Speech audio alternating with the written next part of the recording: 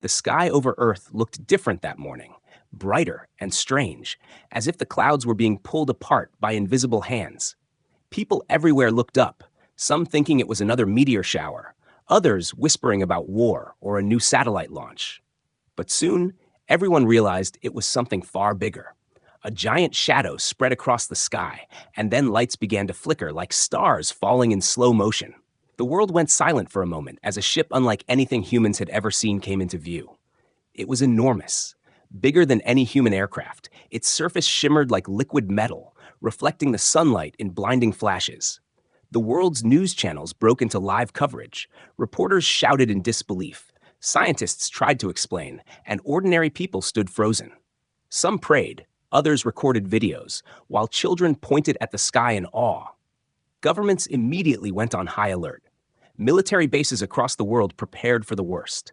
Fighter jets took off, hovering at a safe distance, watching every move of the mysterious craft. No one knew if it was friendly or hostile. All that was known was that something intelligent, something far beyond human technology, had arrived. When the ship finally stopped moving, it hovered quietly above the ocean near the Pacific, sending waves in every direction. A low, deep hum filled the air, and suddenly, bright blue beams of light shot down into the water. The waves glowed for a few seconds, and then the ship began to lower itself slowly until it touched the surface. The noise stopped completely, and silence followed. It was a silence that carried fear, curiosity, and wonder all at once. Inside command centers around the world, people worked frantically. Satellites locked onto the ship, scanning it for energy signatures. Every nation wanted answers. Who are they? Someone asked, what do they want? The President of the United States held an emergency meeting with world leaders through a secure link. Their faces showed the same emotion, uncertainty. They didn't know whether to greet or defend, to trust or prepare for war. Humanity had dreamed of this moment for centuries, but no one was ready to face it.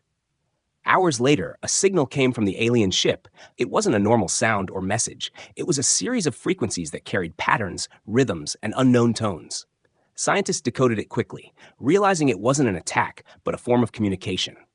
When translated through advanced AI, it formed a simple message in English.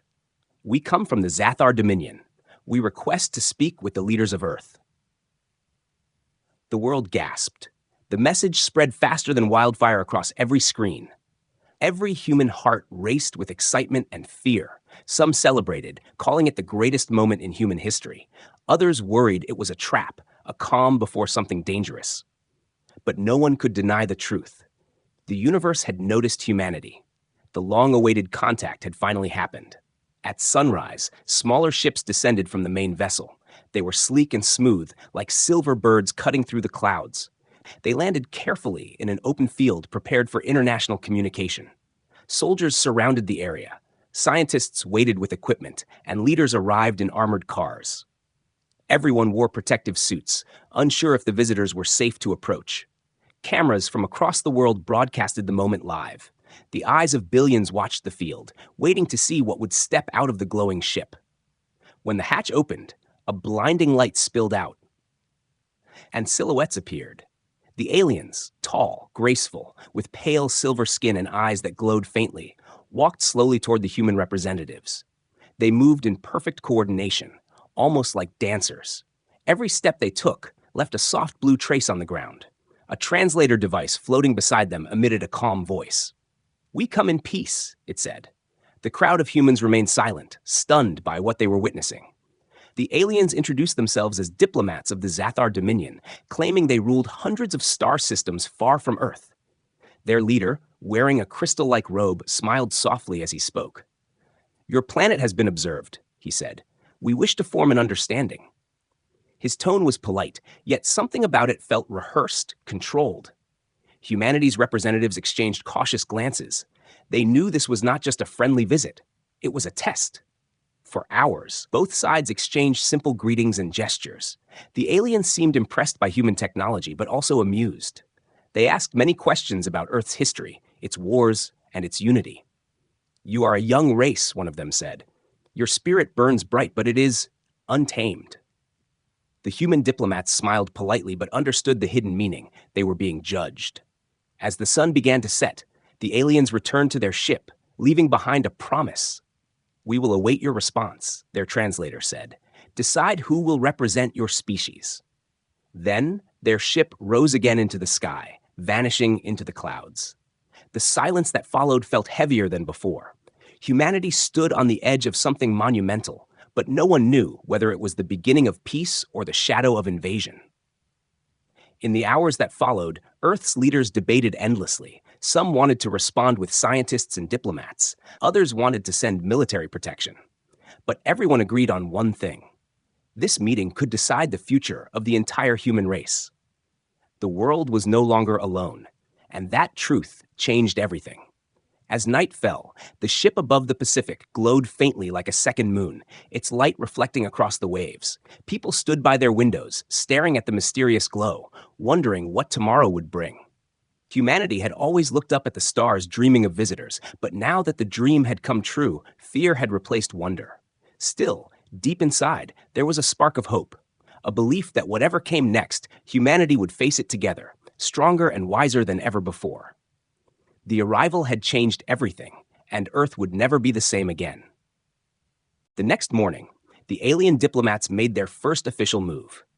Their ship lowered itself closer to Earth, sending smaller crafts toward the international meeting zone that had been prepared for them. The world watched in silence as these crafts landed with perfect precision. There were no weapons seen, no sign of aggression, only calm and control.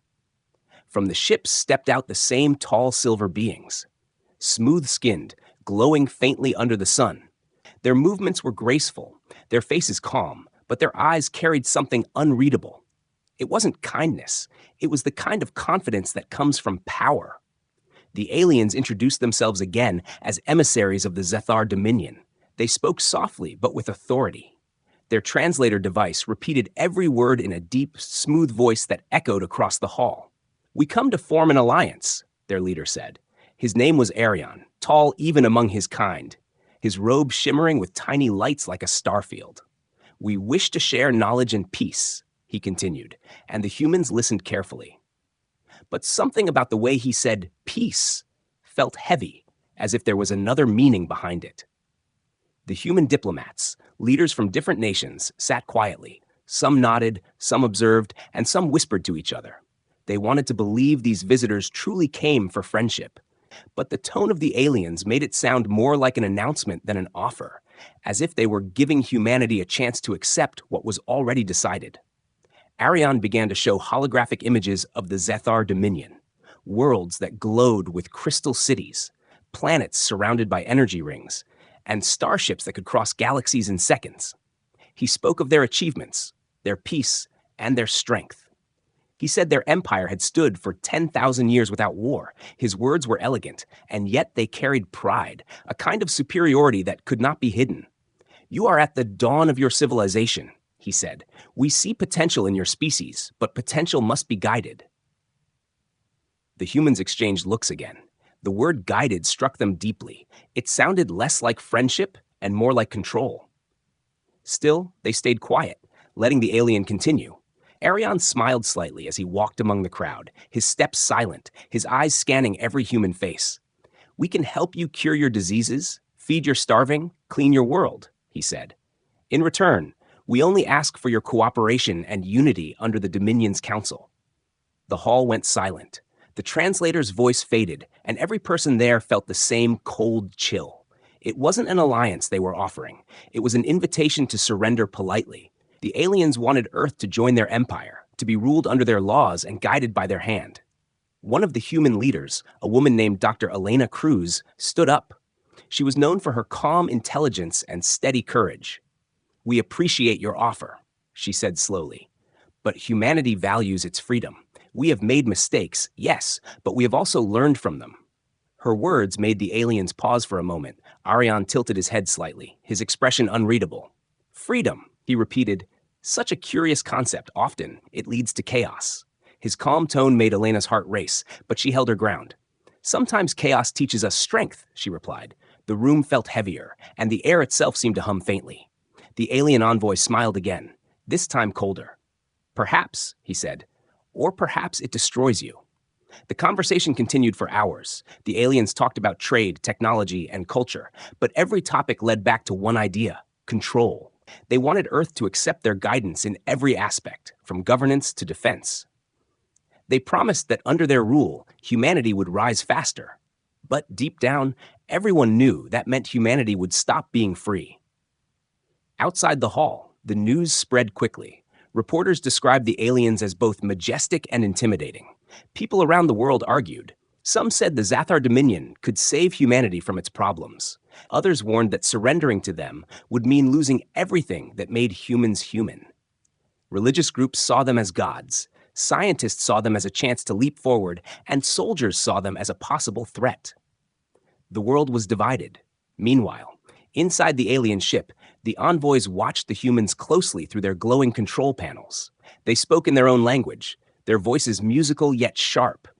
"They are not ready," one said. "They are emotional and unpredictable," another replied. "Then they must be made ready. We cannot allow such a primitive world to grow without guidance. They will destroy themselves. And us." Ariane stood silently, looking at Earth through the ship's wide viewing window. "They remind me of our ancestors," he said softly. "Wild, proud, dangerous."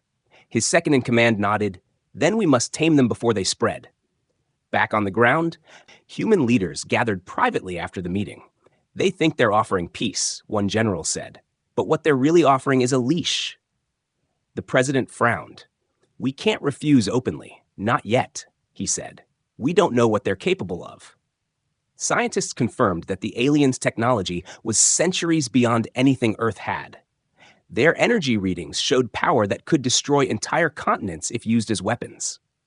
But something inside humanity refused to bend. Despite fear and confusion, there was pride. The kind of pride that had pushed humanity through wars, disasters, and countless struggles. Humanity had faced extinction before, by its own hands, and had always found a way to survive. The aliens didn't understand that. They saw chaos and weakness, but they didn't see the strength hidden within. That night, as the alien ship glowed faintly above the ocean again, human leaders argued over what to do next. Some wanted to accept the alliance, believing it would bring peace. Others wanted to reject it and prepare defenses. But one voice in the room was silent. A man named General Marcus Hale, who had watched everything quietly. He finally spoke. "They didn't come to talk," he said. "They came to measure us." Everyone turned toward him, his tone calm but heavy. "And now," he continued, "it's time we show them who they're measuring." Outside, the stars shimmered above Earth, distant and cold. The alien ship hung silently in orbit, watching, waiting, confident in its power. But somewhere below, deep in the heart of humanity, something ancient stirred, a defiance older than fear, a strength that no empire could ever control. The Zathar Dominion thought they understood humans, but they were about to learn the hardest truth of all. Humanity might be young, reckless, and imperfect. But when threatened, it didn't surrender. It evolved. For the next few days, Earth stayed silent. The alien envoys of the Zathar Dominion waited patiently inside their massive silver ship, expecting human leaders to send a delegation. They believed that soon, Earth would send scientists and diplomats to begin their so-called alliance talks. But to their surprise, no one came. The skies remained clear. No human aircraft approached, and no signal was sent to welcome them. It was as if the whole planet had gone quiet. At first, the aliens thought it was a simple delay. They assumed humans needed more time to prepare their representatives. But as the hours turned into days, confusion began to grow. The alien commander, Ariane, stood inside the central chamber of his ship, looking at the blue planet below. "Why do they hesitate?" he asked his officers. "Do they not understand the opportunity we have given them?"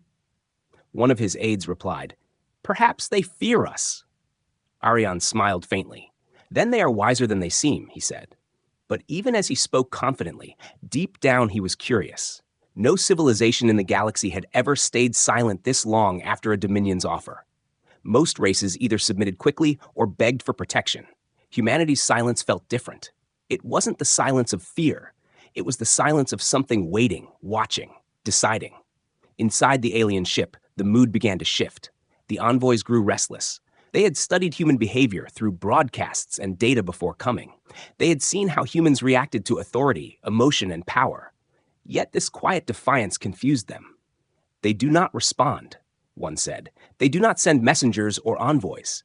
They only watch us. Arion turned toward the screen, showing thousands of human satellites orbiting Earth. They are studying us as well, he said softly. Meanwhile, on Earth, world leaders met secretly in underground chambers. The air was filled with tension and whispers. Every nation had set aside its differences for the first time in decades. They want us to kneel, one leader said. They call it peace, but it's control. Another replied, we can't fight them. Their technology is too advanced. The president leaned forward, his expression calm but firm. We will not fight recklessly, he said, but we also will not submit. The room went silent. Everyone waited for his next words. If they want a representative, he said, we'll give them one, but not the kind they expect. That night, a single message was transmitted to the alien ship. It was short, simple, and cryptic. The translator inside the Zathar vessel played it aloud. Humanity will send one representative. Nothing more, nothing less. The aliens exchanged puzzled looks. One representative? Arion repeated, his voice filled with disbelief. They mock us, he said quietly. They think diplomacy is a game. But Arion didn't know that the humans had already chosen their representative carefully. They didn't select a politician or a scientist. They didn't choose someone who could speak with fancy words or smile politely at their oppressors. They chose someone who embodied Earth's true spirit, someone who had seen war, loss, and the cost of survival. His name was General Marcus Hale, known by soldiers as the Titan. In the military command center, Marcus Hale stood in front of a giant screen, showing the alien ship hovering over the ocean. His face was calm, his voice steady. He had fought in every major conflict of his time, a man respected by allies and feared by enemies. He understood what strength meant. Not just physical power, but the courage to stand even when the odds were impossible. They don't respect peace, he said to the council. They respect strength. So we'll show them what human strength really means. Across the world, people were both afraid and inspired. News of the single representative spread like wildfire. Some believed it was madness, sending one man against a race of super beings. Others believed it was genius, showing the universe that humanity didn't need armies to prove its worth. One person was enough if that person carried the will of an entire planet. Up in orbit, the aliens continued to watch. Perhaps this is their way of surrendering, one of them suggested. Arion smirked. Or perhaps it's their way of entertaining us, he replied. Either way, we will meet this representative, and when he fails, Earth will understand its place. He turned away from the viewing screen and ordered his ship to prepare a meeting chamber. They would give humanity one final chance to accept their rule or face the consequences. Days later, the sky over the Pacific darkened again. The alien sensors detected movement from the surface. Not from a spacecraft, but from something walking. A massive figure was approaching the landing site where the envoys waited. Dust and wind swirled around as the silhouette grew clearer. The aliens watched from a distance, puzzled. Is this their representative? One of them asked. Arion stared in disbelief. The figure was human, yet armored in a massive exosuit made of black titanium alloy, glowing faintly with blue energy. Every step the figure took left a deep mark on the ground. The air shimmered with heat from the energy cells powering his suit. Around his chest was the emblem of Earth, a simple blue and green symbol surrounded by a golden circle. The man inside walked with a steady pace, not rushing, not afraid. The Zathar soldiers instinctively stepped back, feeling something they had never felt before. Pressure. Arion's second-in-command whispered, "He is not a diplomat." Arion's eyes narrowed. "No," he said quietly. "He is something else." On the ground, human observers and drones recorded the scene live. Millions around the world watched their screens in disbelief. Their so-called representative wasn't a politician with speeches. He was a soldier, a symbol of Earth's defiance. As Marcus Hale stopped in front of the alien delegation, the translator machine activated automatically. "Welcome, human," it said in Arion's calm voice. "We expected a council, not a warrior." Hale didn't respond immediately. He stood there silently, his eyes fixed on the alien leader. Then, in a voice steady and low, he finally said, "You wanted to speak to humanity." He paused for a moment. "So here I am." For the first time, Arion felt something shift in the air. It wasn't arrogance or anger, it was power, quiet and controlled. The kind of power that didn't come from weapons but from will. Hale didn't bow, didn't offer his hand. That didn't follow their diplomatic customs. He simply stood tall, representing 8 billion lives behind him. Up in orbit, the Zathar ship's sensors picked up unusual readings coming from the exosuit. Energy levels higher than anything they had seen before. This technology is impossible, one of the alien scientists said. They should not have reached this level yet. Arian's smile faded slowly. Perhaps we underestimated them, he said, his tone almost like a whisper. The silence that had confused the aliens for days now made sense. Humanity hadn't been afraid. It had been preparing, calculating, deciding its response carefully. And when it chose to speak, it did so not with words, but with presence, with one man who carried the strength of the entire species on his shoulders. The aliens had sent diplomats expecting to meet politicians, but Earth had sent a Titan. And from that moment, everything changed. The Zathar Dominion began to realize that humanity was not the weak, chaotic species they thought it was. The silence had been their first warning, and the Titan was the second. The real message was clear. Earth didn't kneel. It stood, even before the stars. Dark clouds rolled over the horizon as the air grew heavy with tension. The alien envoys stood near their landing site, their eyes fixed on the massive armored figure walking toward them. Each step he took made the ground tremble slightly. A thin mist rose around his boots, and the faint blue glow from his suit reflected against the wet earth. To the aliens, he looked like a walking storm, silent, unstoppable, and strangely human. His armor was black, built with heavy plates that shimmered faintly with energy lines. Around his shoulders were the markings of Earth's Defense Command, and on his chest glowed the symbol of the human race. This man was General Marcus Hale, known among soldiers as the Titan. He was a legend, a man who had survived battles that seemed impossible. He wasn't chosen for his rank, but for what he represented. Courage, discipline, and an unbreakable will. While the aliens expected a diplomat with words and charm, humanity had sent its strongest protector. Hale was both soldier and symbol, and his presence alone spoke louder than any speech. When he finally reached the alien delegation, the sound of his armor's hydraulics echoed softly. The aliens stood in a perfect line, tall and graceful, their silver robes fluttering slightly in the wind. Their leader, Arian, stepped forward, his eyes calm but curious. His translator floated beside him, its lights blinking gently. "Welcome, human," it said in a voice like silk. "We did not expect a warrior to represent your world." Hale didn't reply at once. He studied Arian for a moment, his expression unreadable behind the tinted visor of his helmet. Then, with a slow motion, he pressed a small switch on his neck. The helmet hissed as it unlocked and lifted back, revealing his face. Weathered, scarred, but calm. His gray eyes met the alien's glowing ones without fear. "You didn't come here for peace," Hale said quietly. "You came to measure us." Arian tilted his head slightly, the corners of his lips curving in a faint smile. "We came to offer guidance," he replied smoothly. "Your species stands on the edge of greatness, but greatness without control is destruction." His words were gentle, but his tone carried pride. He wasn't used to being challenged. Hale's expression didn't change. "Bright, we don't need control," he said. "We need freedom, and we fought for it every time someone tried to take it." The aliens around Arian shifted slightly. Their glowing eyes watched Hale carefully. There was something unsettling about the man. He didn't tremble, didn't lower his head. His heartbeat remained steady, his breathing calm. He wasn't afraid, and that was something they weren't prepared for. Arian tried to maintain his calm tone. "Your freedom has cost your world dearly," he said. "Wars, famine, pollution. Your kind destroys what it touches." Hale took one slow step forward, the ground vibrating under his boot. "And yet, we're still here," he said. His voice was low but sharp. "We've fallen 1,000 times and stood back up 1,000 more. You call that destruction, I call it survival." For a moment, no one spoke. The wind howled softly between them, carrying the sound of the ocean waves nearby. Arian studied the human's face carefully, trying to understand the emotion behind his words. There was no arrogance, no false confidence, only truth. The truth of a species that had bled, suffered, and still refused to kneel. Finally, Arian broke the silence.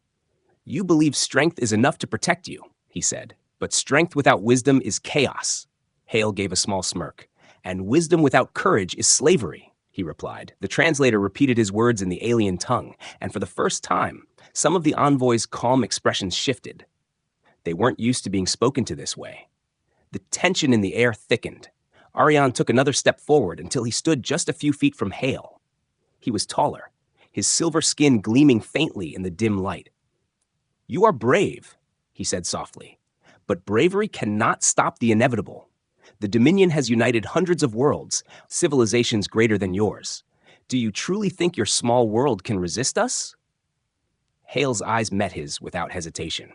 "Maybe we can't," he said quietly. "But if you try to take what's ours, you'll have to go through every one of us. We don't kneel to empires. We build them from the ashes of our struggles." The translator's voice echoed through the field, and for a moment, even the alien soldiers seemed unsure how to react. Ariane's smile faded slowly, replaced by something colder. "You misunderstand," he said. "This is not conquest, it is destiny." Hale's voice hardened. "No, it's arrogance." At that, Ariane's eyes narrowed. The soft hum from the alien ship grew louder as if reacting to his rising emotion. "You are reckless, human," he said. "You mistake stubbornness for courage." Hale gave a slight nod. "Maybe," he replied, "but our stubbornness has kept us alive, and if there's one thing you'll learn about humanity, it's that we don't break easily." For the first time, Ariane looked unsettled. There was something deeply familiar in those words. It reminded him of stories from his own ancestors, long before the Dominion existed. The human spirit was something he couldn't fully understand. It wasn't based on logic or control. It came from something deeper: heart. The conversation ended without agreement, but the energy in the air had changed. The aliens could sense it. Humanity wasn't what they expected. The Dominion had met thousands of civilizations, but none had ever spoken to them like equals. Hale's presence wasn't loud or violent. It was quiet strength, steady as stone. As the meeting concluded, Hale turned away, his armor glinting in the fading light. He walked back slowly, leaving the aliens standing in silence. Every step he took echoed like a drumbeat across the open field. Behind him, Ariane watched, his face unreadable. His aide stepped closer, whispering, "Shall we proceed with the plan, Commander?" Ariane didn't answer right away. His gaze followed the human until he disappeared beyond the hill. Then he finally said, "No, not yet. I want to understand what drives them." Back at the human command base, Hale removed his armor and stood silently before the window overlooking the ocean. The sun was setting, painting the sky in red and gold. He knew the battle wasn't over. It hadn't even begun.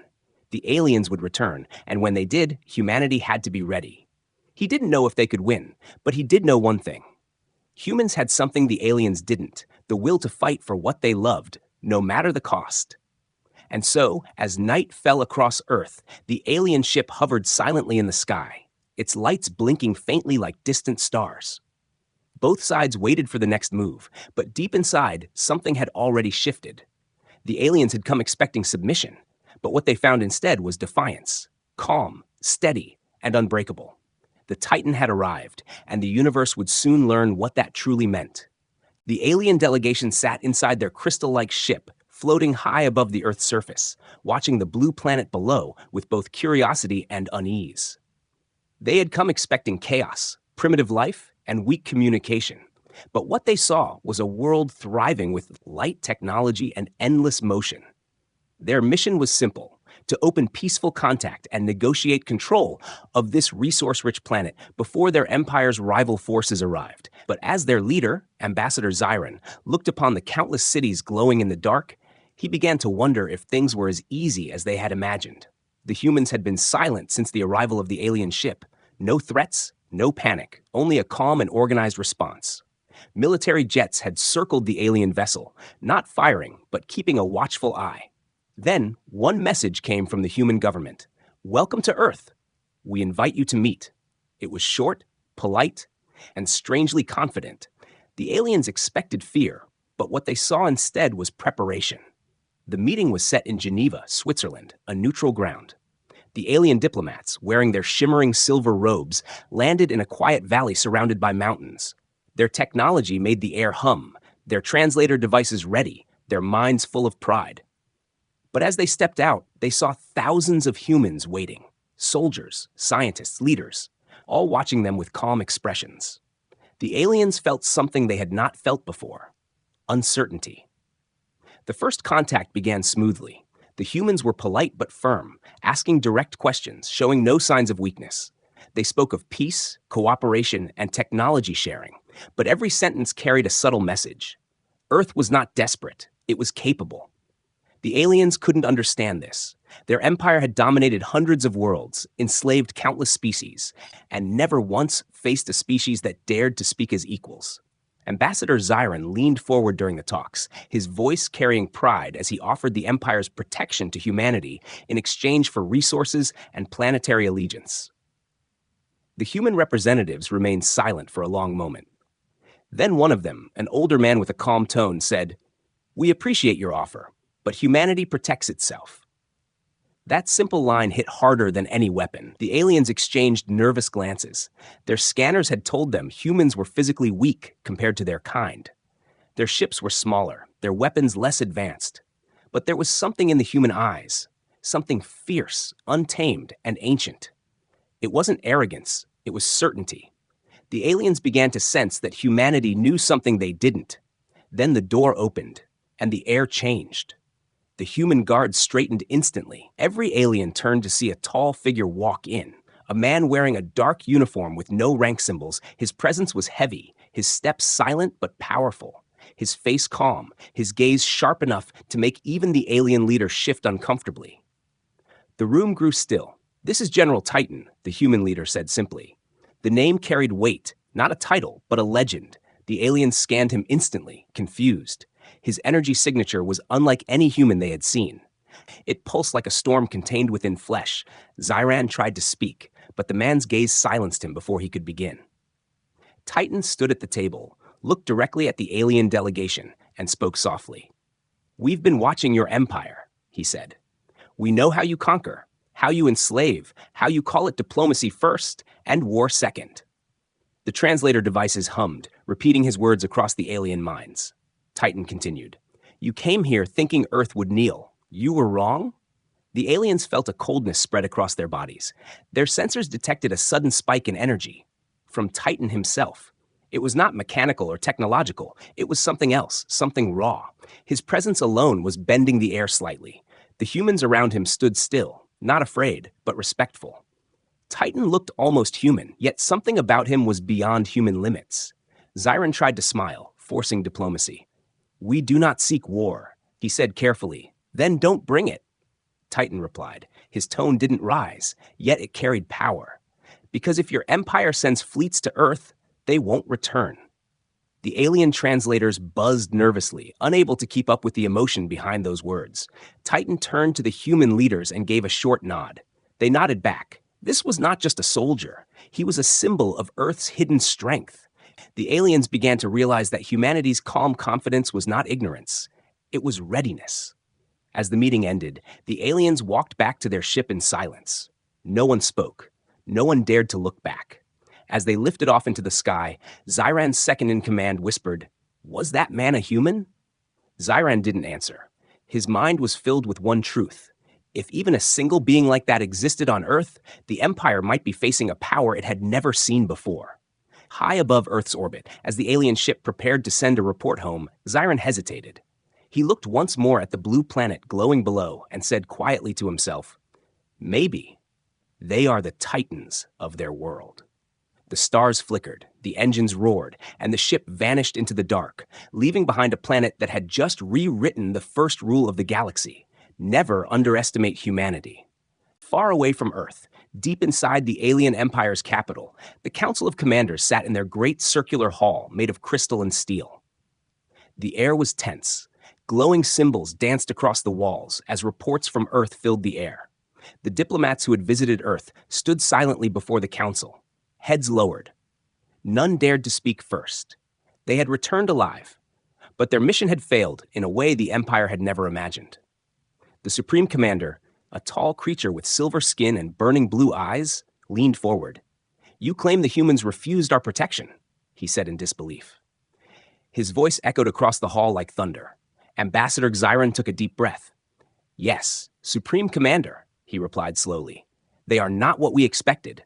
Their strength is hidden, but it is real." The room erupted into murmurs. Several officers laughed. Others shouted that no primitive world could stand against their fleets, but Zyron didn't join them. His eyes were haunted by the memory of that man, the one they called Titan. He remembered the feeling of standing before him, the way the air itself seemed to bend. It wasn't technology, it was power, something alive. The Supreme Commander struck his staff on the floor, silencing everyone. "Enough," he said. "Prepare a scout fleet. I want to see this Earth for myself." The council obeyed without question, believing their empire could crush any threat within days. A massive fleet of ships left the empire's home system. Thousands of warships, shining like silver blades, cut through the void toward Earth. The empire was confident, proud, and ready to show humanity its true strength. On Earth, humanity already knew. Their satellites picked up the incoming fleet long before it entered the solar system. Every major city began silent preparations. Governments united in secret. Science and military worked side by side. And at the center of it all stood Titan, calm as always.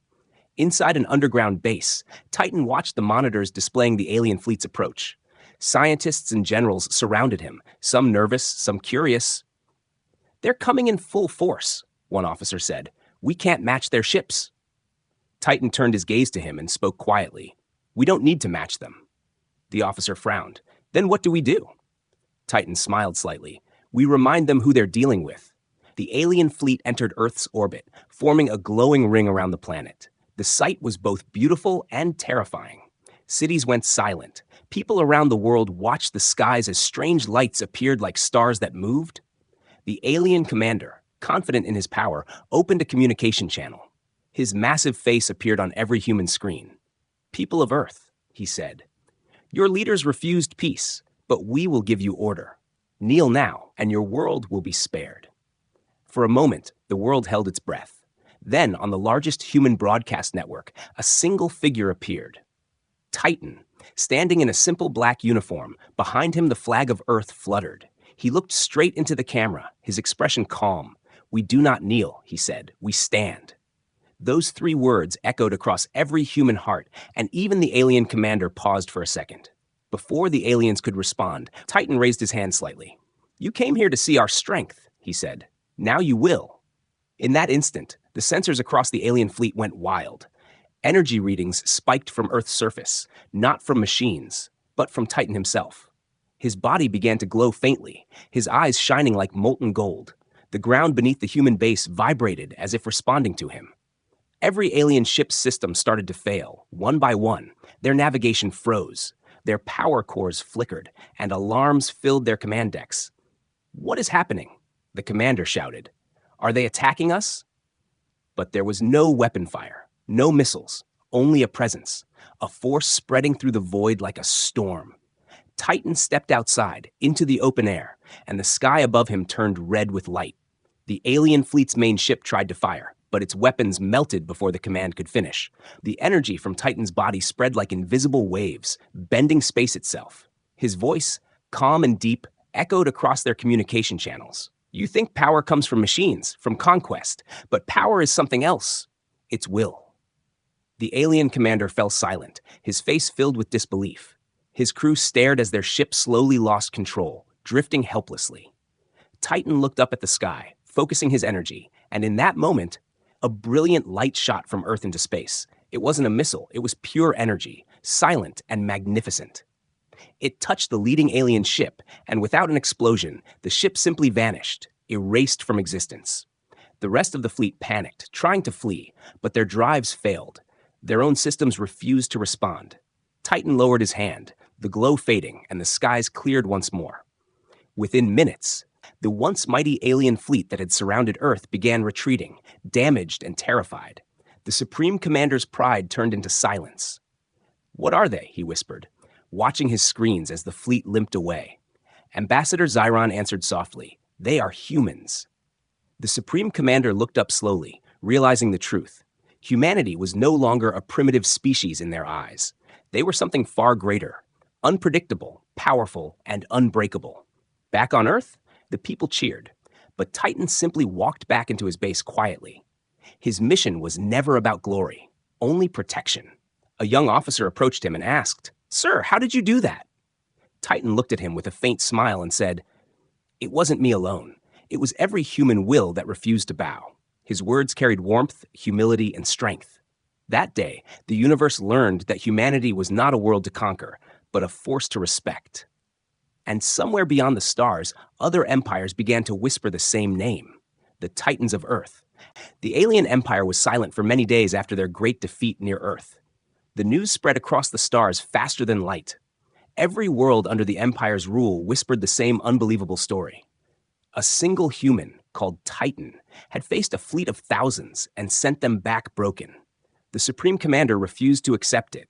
He destroyed reports, silenced witnesses, and demanded proof that what they saw was only an illusion. But deep inside, fear had begun to grow in every alien heart.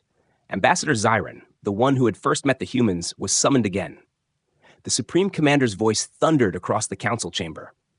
"Explain this," he said, pointing to the recordings that showed ships vanishing into thin air. Zyron bowed his head. "I warned the council," he said quietly. "The humans are not to be measured by our logic. They have power we don't understand." The commander slammed his fist against the table, cracking the surface. "Power doesn't come from nothing," he roared. "Find it. Find how they did this." A new mission was launched, smaller but more secretive. Dozens of spy ships were sent to the edge of Earth's system. They cloaked themselves, hidden from human eyes, to study and learn. But something strange happened. One by one, their signals vanished. No explosions, no cries for help, only silence. The Empire tried again, but the same result followed. It was as if Earth itself was alive, defending its people. Back on Earth, the world had changed forever. For the first time in history, every nation had united under one purpose: protection of their planet. Titan's actions had become a legend, but to him, it was only the beginning. He spent his days helping rebuild, strengthening defenses, and training the next generation of protectors. Scientists and engineers worked endlessly, inspired by the energy he had released, trying to understand what had awakened that day. In a quiet room inside the Global Command Center, Titan stood with Dr. Eleanor, one of Earth's leading scientists. She had been studying him for months, running tests and analyzing data. "You're not like other humans," she said softly. Titan smiled faintly. "I'm human, Eleanor, just a part of something larger." She looked at him curiously. "Something larger?" Titan turned toward the window, where Earth's blue curve shone beneath the stars. "We all are," he said. "When we stand together, we become something the universe can't measure." Far above the planet, something shimmered. Not a ship, not a machine, but a field of light wrapping around Earth like a shield. It was faint, invisible to the naked eye, yet powerful enough to bend energy waves. Scientists believed it was created when Titan released his energy during the battle, as if the planet had responded to his will. The people called it the Guardian Veil, and every night they could see strange lights flickering across the sky. Meanwhile, in the Empire's outer colonies, unrest began to rise. Stories of the human victory inspired rebellion. Slaves and oppressed species began to dream of freedom. They whispered, "If humans can defy the Empire, maybe we can too." The Empire's power started to shake. Their leaders grew desperate. And fear turned into rage. The Supreme Commander decided to take one last gamble, a weapon older than their empire itself. Hidden deep within a forgotten moon, the Empire kept an ancient device, a relic from a long-lost civilization. It was said to bend reality, destroy worlds, and consume stars. The Supreme Commander ordered it to be reactivated. "If we cannot defeat them with fleets, we will erase their world entirely," he said coldly. The energy core roared to life, glowing with deadly red light. It began charging, aiming across the stars toward Earth. On Earth, Titan felt it. He was sitting quietly near a lake when the air around him shifted. His eyes opened sharply, sensing a wave of energy spreading from far across the galaxy. He stood up and looked at the sky, whispering, "They still haven't learned." Within hours, the Global Command was alerted. Scientists tracked the source of the signal and realized what was happening. "They're using a stellar weapon," Dr. Eleanor said in horror. "If it fires, it could destroy not just Earth, but everything in this system." The leaders gathered, but Titan was already preparing. "Can we stop it?" one general asked. "We can't even reach that far," Titan replied, "but I can." His tone was calm, his decision final. He walked to the launch bay, stepping into a chamber surrounded by glowing rings. It was the same device that had been created from the energy he once released. A portal capable of bending light and space. "Where are you going?" Eleanor asked, her voice trembling. Titan looked at her, his eyes soft but determined. "To end this," he said simply. The portal activated, surrounding him with blinding light, and then he was gone. He appeared on the edge of the alien galaxy, facing the ancient weapon that glowed like a burning sun. Thousands of alien engineers panicked when they saw a figure appear out of nowhere, standing in space without a suit. Titan raised his hand, and the weapon's energy flow began to distort. The aliens tried to fire, but the weapon refused, its power turning unstable. Titan's voice echoed across the stars, not through sound, but through energy. "You've had your chance to understand," he said. "Now you'll remember." With a sudden flash, the weapon collapsed inward, folding into itself before vanishing completely. The light faded, and silence filled the void once more. In the Empire's capital, systems went dark, communications died, and the Supreme Commander fell to his knees, realizing the Empire's age of domination was over. "The Titans," he whispered, "they protect not just Earth, but balance." Titan returned to Earth days later, stepping out of the portal quietly. The people cheered, but he only smiled faintly. "It's done," he said. "For now." He looked up at the stars, knowing peace was fragile, but hope was alive. Humanity had proven something eternal. No matter how vast the universe became, no empire could ever break the spirit of those who stood together. That night, as the Guardian Veil shimmered across the sky, every human looked upward, not with fear, but with pride. And somewhere beyond the stars, the name of Earth was spoken with both awe and respect. The home of Titans. The world that taught the galaxy what true power really meant. The galaxy was never the same after Earth's victory. The Zathar Dominion, once proud and unchallenged, had been forced to rethink everything. Entire fleets had vanished, entire weapon systems had failed, and every leader in their empire realized for the first time that humans were not ordinary. The Supreme Commander sat in his throne room, his silver skin dulled by worry. His eyes scanned the star maps, trying to predict what the humans might do next. But nothing in his long life had prepared him for this. On Earth, life was returning to normal, but it was a new kind of normal. Governments remained united, not out of fear, but out of respect for the planet's defenders. Scientists continued to study the energy Titan had released, trying to understand how one human could bend space, energy, and possibly reality itself. Titan, however, remained calm, moving quietly among his people, a figure both ordinary and extraordinary. People whispered stories of what he had done, calling him a hero, a protector, a living legend. But to him, it was simply duty. The aliens, meanwhile, were not gone. They watched silently from afar, learning and observing. Unable to approach, every system they sent to probe Earth failed. Every attempt to communicate was ignored. Every act of aggression was met with a mysterious resistance. The Zathar Dominion began to fear the planet they had once tried to conquer, and the humans who protected it. In the months that followed, Titan traveled the globe, visiting cities, listening to reports, and guiding the rebuilding efforts. The people around him looked to him for direction, but he never sought power or recognition. Instead, he taught them discipline, courage, and the importance of standing together. "Strength," he said quietly during one training session, "is not in weapons nor in numbers. It is in will, in unity, in the refusal to bow when others demand it." At the same time, distant stars shimmered strangely. Alien civilizations that had been oppressed by the Dominion began to whisper of rebellion. Inspired by the humans, they found courage, sending messages in secret, plotting quietly, planning for the day when they might be free. Humanity had become a symbol, a warning, and a hope across countless systems. The very act of one human standing against an empire had changed the galaxy. On Earth, Titan sensed a new challenge approaching. Though no alien fleet had returned, there were subtle ripples in space-time, faint disturbances that scientists noticed but could not explain. Titan studied them carefully, understanding that the universe had noticed humanity, and that other forces, perhaps even more powerful than the Dominion, were now aware of the planet and its defenders. One night, as the sun set over the Pacific Ocean, Titan stood alone on a cliff, watching the horizon. His thoughts were calm but focused. He knew the peace would not last forever. The universe was vast, and somewhere out there, civilizations watched, waiting for a chance to test Earth. But Titan was ready, as always, ready to protect not just a planet, but an entire way of life.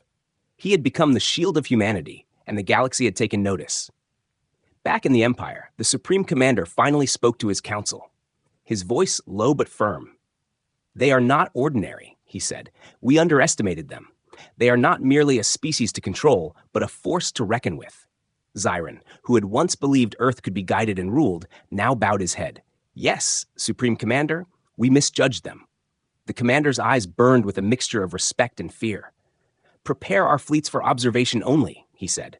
"We must learn, but we dare not provoke them again." Meanwhile, across Earth, the world was learning lessons of courage and unity. Nations that had fought against each other for centuries now worked side by side, sharing technology, trade, and ideas, inspired by the threat they had faced together. Titan became a symbol, not just of power, but of responsibility. Every child who looked up at the stars learned that courage could stand against any force, no matter how vast, no matter how advanced.